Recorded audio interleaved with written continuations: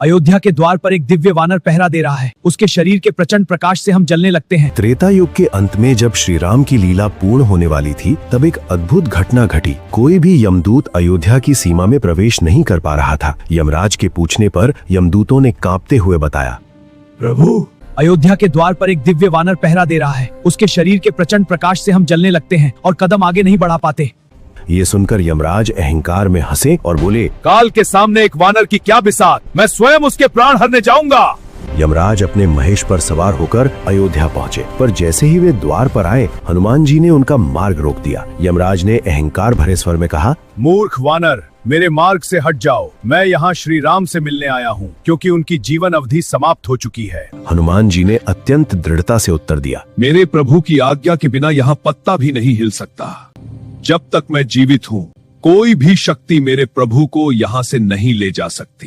आप वापस लौट जाइए। यमराज ने इसे अपना अपमान समझा और अपना प्रलयंकारी यमदंड निकालकर हनुमान जी पर प्रहार कर दिया। तभी बजरंग बली ने अपना अत्यंत विकराल रूप धारण कर लिया। वे इतने विशाल हो गए कि यमराज उनके सामने एक चींटी के समान लगने लगे। जैसे ही वो अमोघ यमदंड करीब आया, हनुमान जी ने अपना विशाल मुख खोला और उसे वैसे ही निगल लिया जैसे उन्होंने कभी भगवान शिव का त्रिशूल निगला था। यमराज अपनी पराजय और हनुमान जी का महाकाल स्वरूप देखकर भयभीत हो गए और युद्ध भूमि छोड़कर भाग खड़े हुए। यमराज समझ गए कि जब तक हनुमान अयोध्या के द्वार पर हैं, वे श्री राम तक नहीं पहुंच सकते। तब प्रभु ने अपनी एक लीला रची। उन्होंने जानबूझकर अपनी अंगूठी फर्श की एक दरार में गिरा दी और हनुमान जी को उसे लाने का आदेश दिया।